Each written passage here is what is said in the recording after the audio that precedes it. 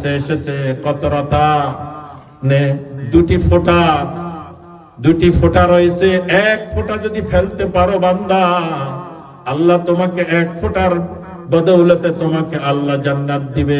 এক ফোঁটা হলো চোখের এক ফোঁটা অশ্রু যদি আল্লাহর ভয়ে কেউ দেখে না মনে করে মসজিদের কোনায় গিয়ে তাহাজ্জুদের সময় উঠে বলতে পারো, ও আল্লাহ, জীবনের 60টি বছর অতিক্রম করেছি, কত নামাজ ছেড়েছি, কত মানুষকে ধোঁকা দিয়েছি, কত নাফরমানি করেছি, কেমনে কবরে থাকবো, মাঘ মাসের শীতে সহ্য করতে পারছি না, মাটির নিচে পোকা মাকড়ের ভিতর কেমনে থাকবো, তুমি আমাকে মাফ করো।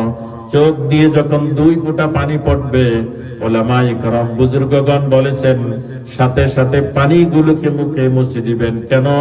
আল্লাহর নবী বলেছেন আল্লাহর ভয়ে এক ফোঁটা পানি যখন চোখ থেকে পড়ে, ওই চোখকে আল্লাহর জাহান্নামে দিবে না। যেহেতু চোখকে জাহান্নামে দিবে না, পানিগুলো তুমি মুখে মুছে দাও। চোখ মুখ যেহেতু জাহান্নামে দিতে পারবে না, তোমাকে শুদ্ধ আল্লাহ জান্নাতে পাঠিয়ে দিবে। আরেক ফোঁটা যদি ইসলামকে উজ্জীবিত করার জন্য, ইসলামকে প্রতিষ্ঠা করার জন্য জিহাদের ময়দানে আল্লাহর ভয়ে ইসলামকে প্রতিষ্ঠা করার জন্য এক ফোঁটা রক্ত যদি তুমি প্রবাহিত করতে পারো, ওই এক ফোঁটা রক্তের মাধ্যমে তুমি শহীদদের তালিকার অন্তর্ভুক্ত হয়ে যাবে। সুবহানাল্লাহ। এজন্য রব্বুল আলামিন বলেছেন, ইয়া আইয়ুহাল্লাযীনা আমানুত্তাকুল্লাহা হাক্কা তুকাতিহি ওয়া লা তামুতুন্না ইল্লা ওয়া আনতুম মুসলিমুন। বলেছেন মুসলমান না হয়ে তুমি মৃত্যুবরণ করো না। মৃত্যুর কি কোনো সুনির্দিষ্ট সময় আছে?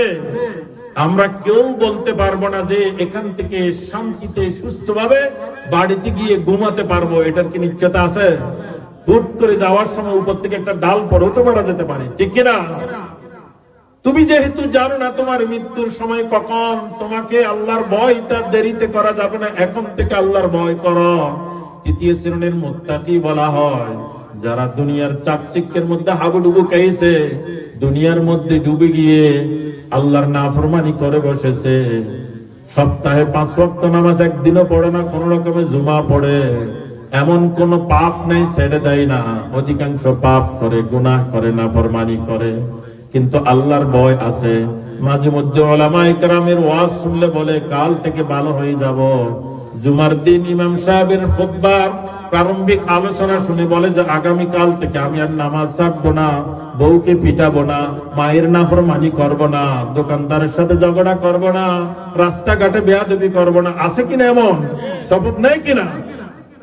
এভাবে মাঝে মধ্যে নিজে প্রতিশ্রুতি দেয়, মসজিদ থেকে বের হওয়ার পর কুকুরের লেজের মতো আবার বাঁকা হয়ে যায়। আছে কিনা এমন মানুষ? কিন্তু তারাও তো মাঝে মধ্যে কি করে? ভালো কাজ করে, কিন্তু মৃত্যুর পূর্বে তাওবা নসিব হয়নি। তারা জাহান্নামে যাবে, জাহান্নামে জ্বলবে, জাহান্নামে শাস্তি ভোগ করবে। যতদিন পর্যন্ত তার পাপের অনুযায়ী শাস্তি শেষ হয়নি, ততদিন পর্যন্ত জাহান্নামে যাবে। তবে ঈমানদার হওয়ার কারণে এক সময় না এক সময় সে আবার জান্নাতে ফিরে আসবে, ঠিক কিনা? তারা প্রথম পর্যায়ে জান্নাতে যেতে পারবে না, যেহেতু পাপের সংখ্যা বেশি, নাফরমানির সংখ্যা বেশি। তারা শাস্তি ভোগের পর পুনরায় জান্নাতে আসবে। এই হলো 3 শ্রেণীর মুত্তাকি যারা আল্লাহকে ভয় করে।